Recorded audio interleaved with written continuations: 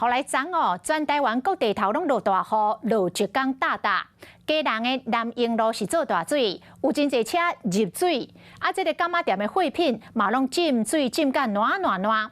附近的车轮行甲机车行嘛真无奈，讲这个店内有真侪电子用品嘛拢泡水报销咯。 轿车的车主摕塑胶杯一直咧咳出来水，唔过落，高我去甲看，车内底拢是拖沙水。驾驶是真无奈，提出监视录影器，发现爱车完全浸伫水内。那糯米啊、面线啊，什么都淹掉，你看。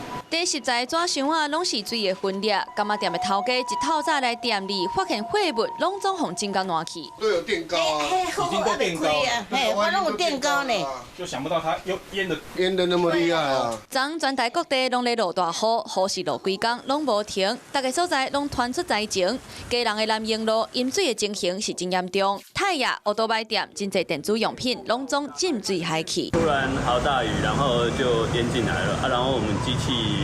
没有架高，可能就是会有一点点伤到那个轴心这样。没有想到它暴雨。以前是说台风的时候才会啊，电脑公司的人过来做维修，整个电脑放得太低了，都进水。对，机器也都。为外口淹到内底，客家自家甲经庙嘛，应该唔是款，所有物件拢铺伫水面，含过的有食。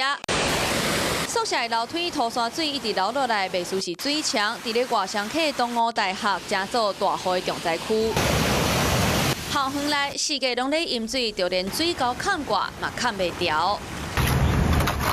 经过一暝，路里的工程人员摕沙条拍扁，甲土门凸起来，想要甲积水的路面清理理的。卖酒店家一透早嘛无用气拍扁咧扁扫。 Hello， 我是张新文。想要抢先掌握最及时的新闻资讯吗？赶快订阅、按赞、开启小铃铛，锁定华视新闻 YouTube 频道。